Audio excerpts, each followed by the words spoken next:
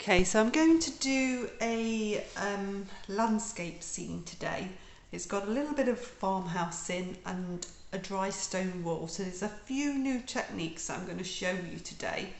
The first thing I want to talk about is artistic license. So this is quite a detailed photograph, and I have chosen for the tutorial to make it a lot simpler.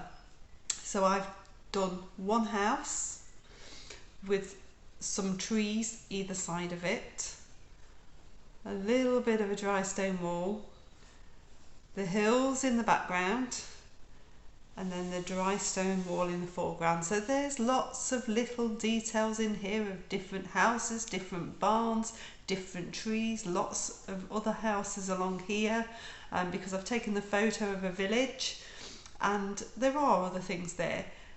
Part of choosing what to do in a painting is to simplify what you can see and just choose the bits that are interesting to you.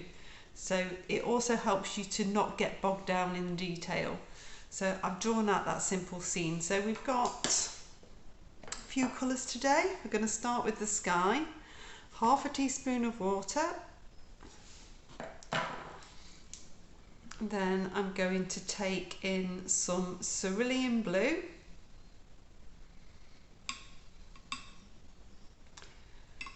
About a pea-sized blob. This is a lighter mix of cerulean blue because I want it to be quite light within the sky. Then I have got ultramarine blue. If you hadn't got either of those blues, just choose the blue that you have and have a go with it. So that's a slightly thicker mix. Rinsing my brush out, ready to go. So I'm going to pop some water on. I'm going to come down to the mountains, and there's a very distant mountain in the background that I'm coming over with the water. Make sure that's nicely covered. I'm coming into that very light wash of cerulean blue, so this is nice and pale. I'd normally do half a teaspoon of water to about a pea-sized blob of paint. This time I've taken a tiny amount of paint into half a teaspoon of water. It's because I want it to be nice and pale at that bottom section. So I'm coming over this mountain but around the other ones, and I'm just going to wisp upwards. There's a wispiness in this sky. A little bit of a cloud here, so circling round it. Take this glue up a little bit further. It's always nice to mix the colours together so you get a nice blend in the sky. Then I'm coming on with the ultramarine blue. So the sky is nice and dark at the top, nice and bold. And then it fades down. So we're going to bring that colour in at the top and then blend it through. So don't need much on my brush. I'm just going to blend this way. So I've got those wispy bits. I'm going to blend those through.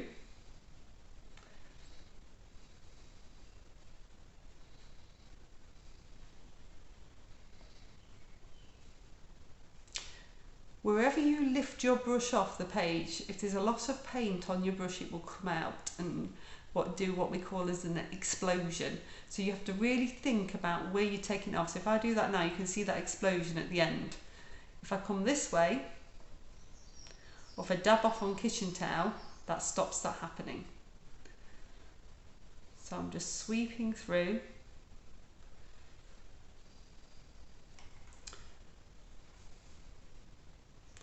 It's a really nice effect. Take a little bit, something darker in here.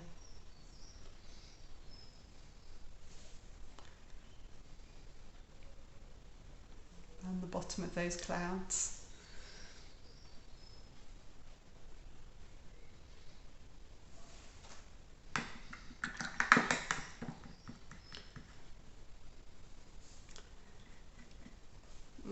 with my round number 10, I'm going to come into this section. Currently it's the field section just above the dry stone wall. Pop some water on.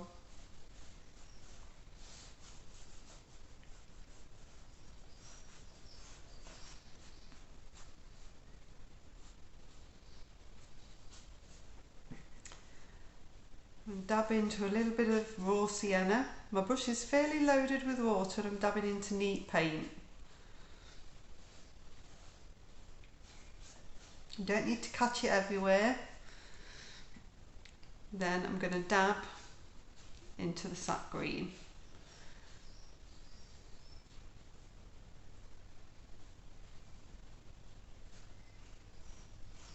Coming up to the bottom of that wall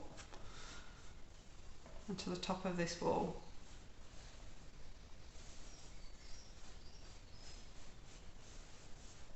You notice that I'm doing fairly horizontal strokes, sort of following the line of the land.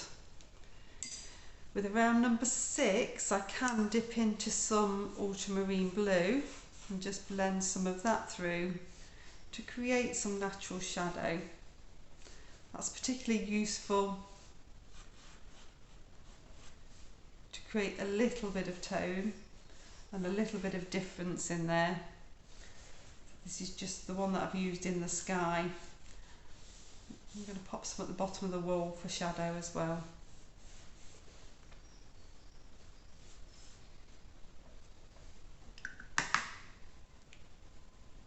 I'm just going to rinse my brush off, dab it into some water, then I'm just wetting just below this line. So I'm not really moving the paint, I'm just softening that in so I don't end up with an edge there. I don't mind the edge that side, I don't really want the edge this side. I'm going to do the same now for this bottom grassy section, except I'm not going to use the raw sienna. So I'm going to go straight into the sap green, nicely loaded with water and neat paint, and get that on. So it's nice and bright. You can tell the difference between those. I want it to be vibrant in this corner because it's the closest point. I'm going to dab into some neat ultramarine. My brush is loaded. This is my round number 6, and I'm just going to move that around a little bit. Again, just to create a little bit of difference. Ultramarine is lovely because it granulates on the paper and it gives you texture without trying. If I wet this brush again, I'm just going to come along. This is again to stop that harder edge. The wall is going to create the harder edge when we come to do that.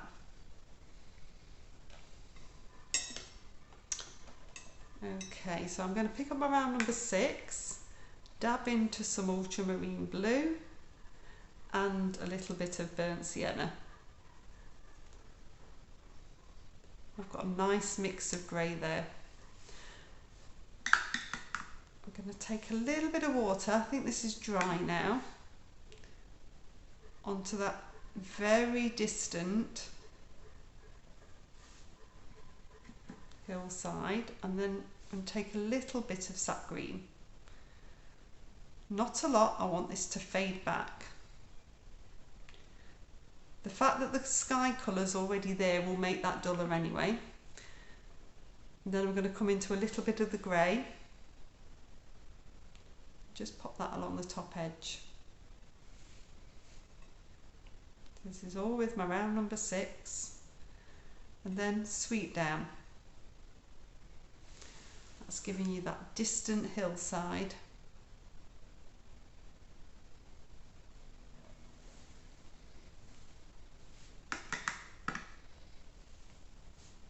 And round number 10, I'm going to come round the house here.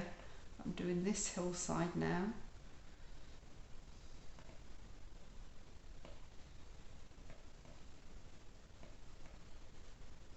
And right the way down to the wall. come over the chimneys, they're darker anyway. I'll pick up a bit of raw sienna. I'm using my round number 6 and pop this colour on. And then straight into some sap green. I've not rinsed my brush in between. Nice and light.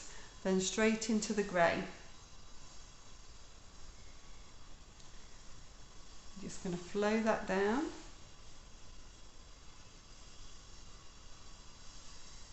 Nice sort of line of the land.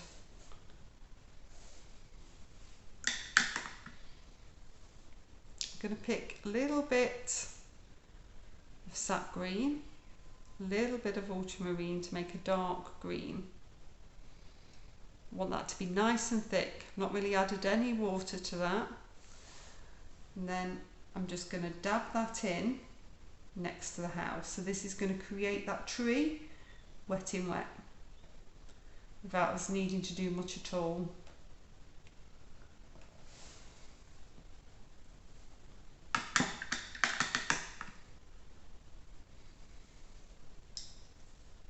I'm just going to dry that off. It's nicely dry now. I'm going to just take a dab of the Sky Ultramarine on a loaded brush and just pop it on this side of the house. So this is to create a bit of shadow just to be drying. So that one went straight on to dry. That's going to be dry and that's going to create our shadow on one side of the house. I'm going to come into this big hillside mountain, the other side of the house. I'm using my round number 10 to apply the water just so I don't get too much on there. So this is now the closest one. So we want this one to be a bit more vibrant along the lines of this foreground field. So we're going to take in the raw sienna.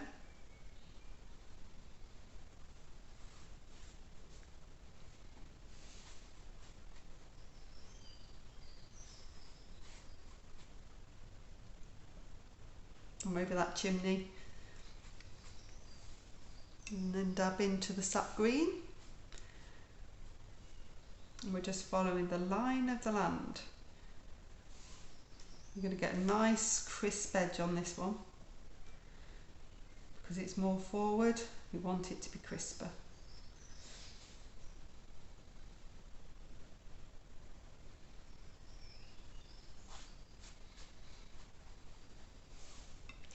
So I'm just using really a little bit more of the sap green within here. And that makes it look fresher.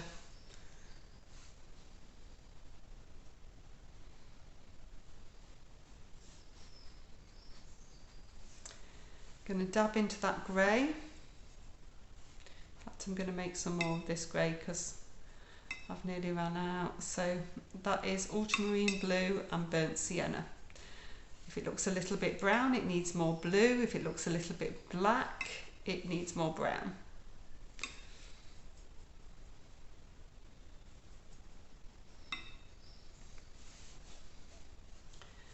Just going to touch in a few places.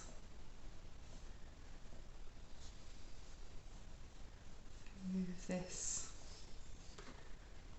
So if I pick up my round number 6, just make sure it's damp. I can just stroke this in. I don't want it to be too strong, but it's useful to have that grey darker ready for the roof and windows of the house anyway, and for the dry stone wall. So you can see I'm just stroking through with a damp brush, following the line of the land.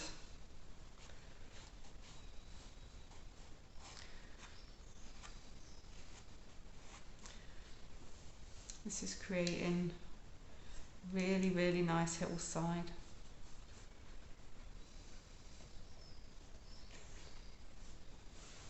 You don't even really need a lot of detail there at all, it's just holding together nicely.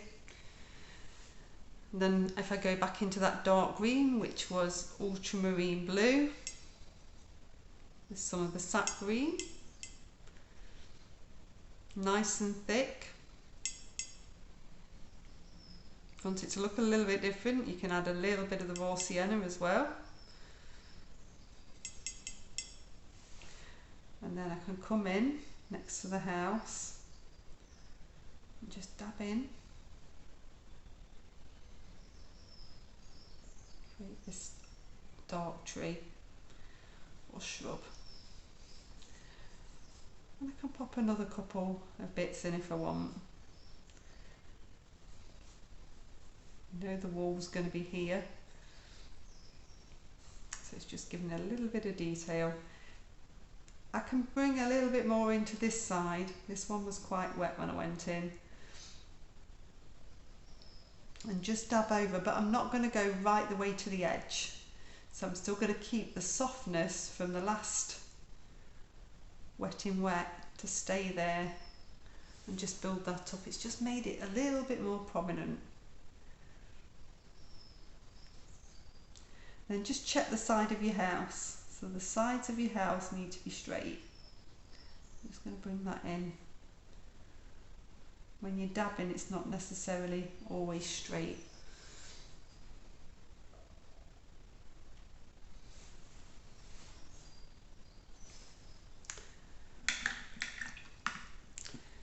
Rinse out my number 6, and if I just pop into the grey, the dark grey, I'm going to come along to this dry stone wall.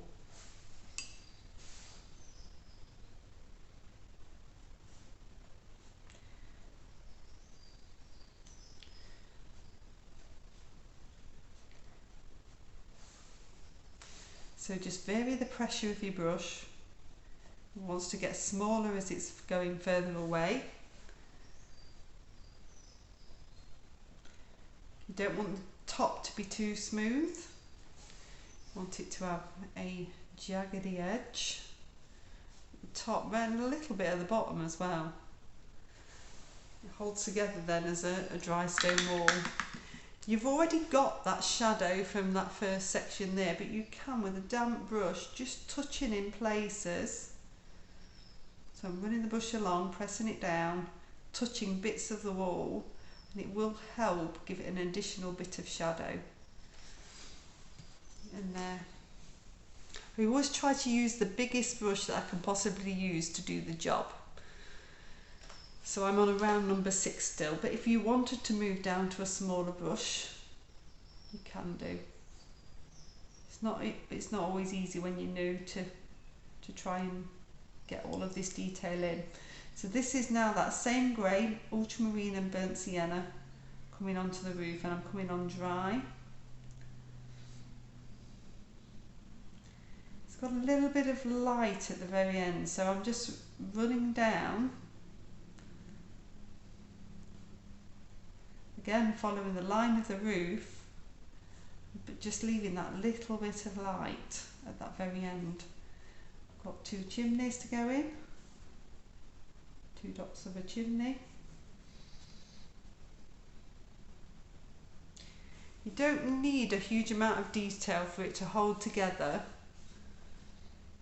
as a house. So windows, I'm going to come in and do what I call an upside down L.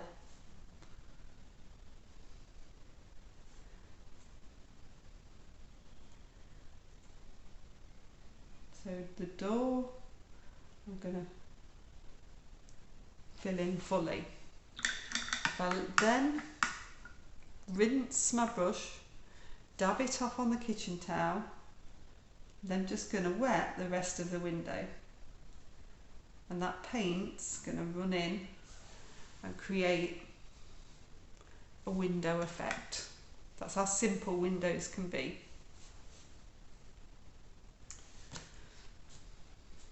Okay, so we're on now to the dry stone wall. I'm going to pop a little bit of water on.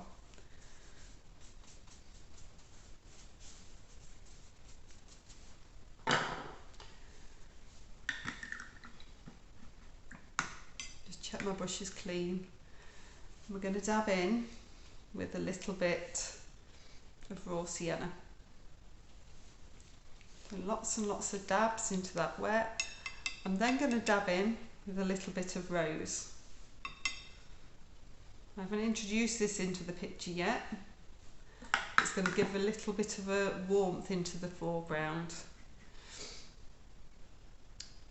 You can come into a tiny bit of burnt sienna. If you didn't like the rose, you could just use the burnt sienna.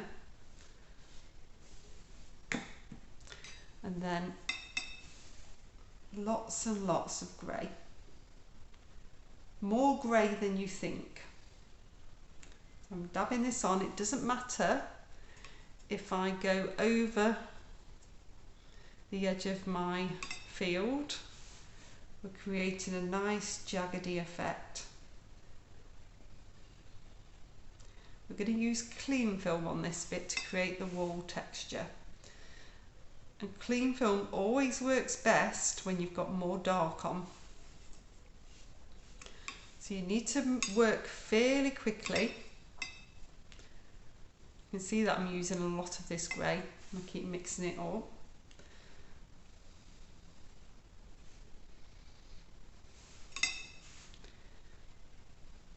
Going to dab through. So I'm dabbing through with my round number 10.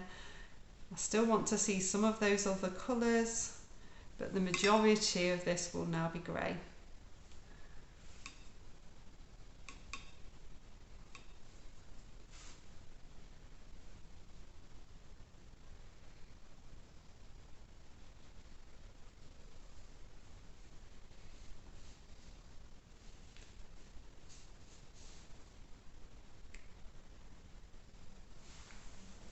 Okay, I've got a bit of clean film here.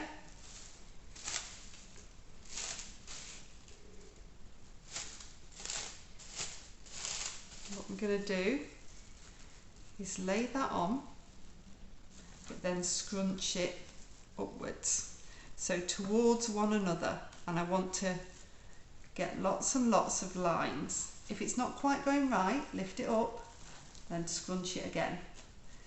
You don't want to push it outwards because that will make the paint move outwards. So it's about getting those bits of texture. These bits of texture you can see, the light bits are what's going to make the dry stone wall. So you've got to do a little bit of fiddling, but then leave it alone to dry.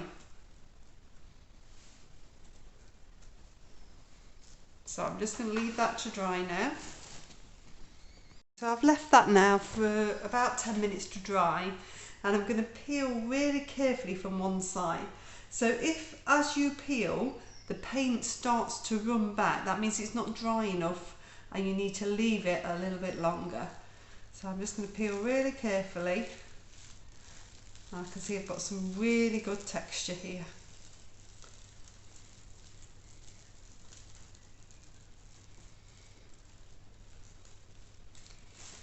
And you pretty much instantly got a great dry stone wall.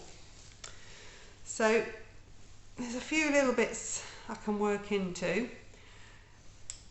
There are odd little bits that have gone onto the grass. Now at this point you've got to decide whether they bother you that much. I have got some twiggy bits. If they bother you, I will show you what to do. So you're just going to dampen them and dab them off. I am actually going to use those as part of the twiggy bits a bit later on.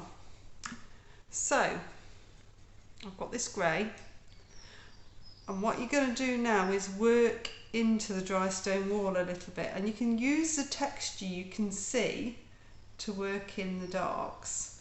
So you've instantly created some stones, but there'll be places where the clean film hasn't worked so well, and you can use the grey paint now that same grey mix to start to break those up. So if I just pop in a few edges, you'll see what I mean. So I've got this big clump here, that's not going to work very well at all. It doesn't look very stone-like. It's just making sure with each of these that you're doing that they aren't going to end up in a uniform pattern. So the fact that you've got this texture here should help you determine that non-uniform pattern. So with around number 10 then, I'm just dabbing in places. So you want hard and soft edges to work.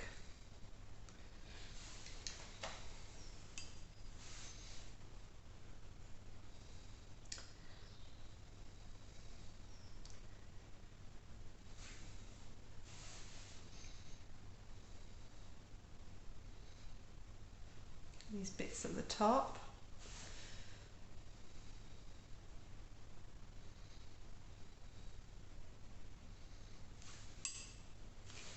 In some cases you can literally just colour in around where the clean film's done its thing and you'll get a fantastic dry stone wall effect. Do a few at the top so you get that wall effect happening. Some of it's just so good you can just leave it. You don't need to do huge amounts.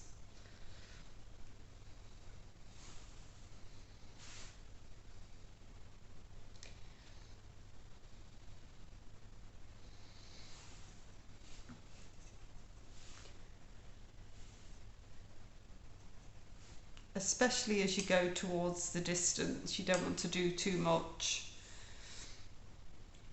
Look at the bottom of the wall so you've got some really good definition. I've popped a few darks back into there.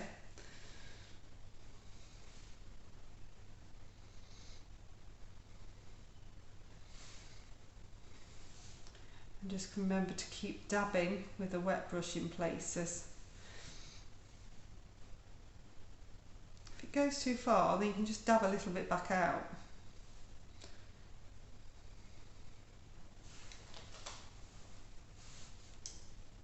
It's a really interesting way of creating something that's quite complicated. Making it look random and textured. You get some fantastic texture with clean film. I use clean film a lot.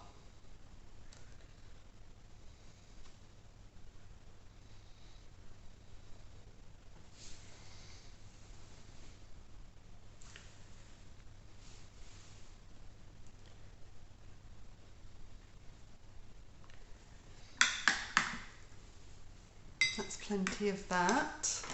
What I'm going to do into that grey is I'm going to add a little bit more burnt sienna. So I'm going to make a darker brown now. So I've got a bit of a fence post. So this is another way to disguise any bits that have gone wrong. You can pop a bit of a fence post in.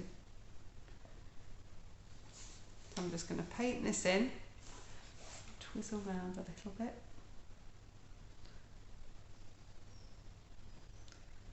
So I can see the tip of my brush. And there's a little bit of one here as well. You don't have to put things like this in. If you think it's going to add to the picture, that's when you pop it in. And then with that same brown, I'm going to use my rigger. And there's some twiggy bits and brambly bits, so I'm going to utilise those extra lines that the clean film created and pop some extra little bits in along here.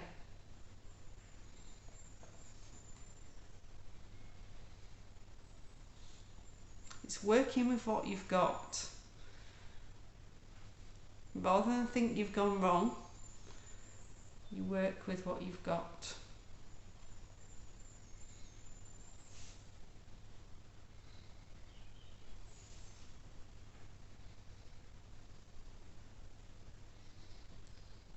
just doing little wiggly fine lines, resting on my little finger.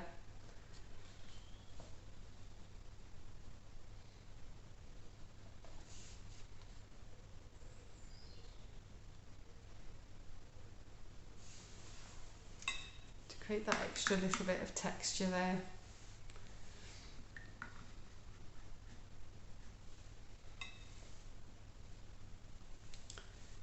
So each of these posts have got a dark side as well, in line with the house. So I'm going to take a bit of blue back into that mix, make it a bit darker, and just about dry. Then I can come down one side of that post and one side of here, and that's giving it a dark edge and a light edge. So the other thing you can do, because sometimes when you're doing a dry stone wall, is it looks like it's slanting, or it doesn't look like it's as vertical as it should be, and that's often because you need to capture shadow. So if I use a leftover bit of grey, so I've loaded my brush with water, so I've got this mix of grey, I can then come in and create some vertical shadow.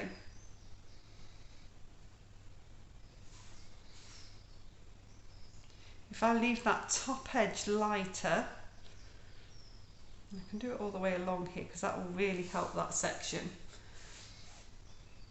Looking at the photograph, there's bits that are lighter and it's working quite nicely, so I'm not going to do too much.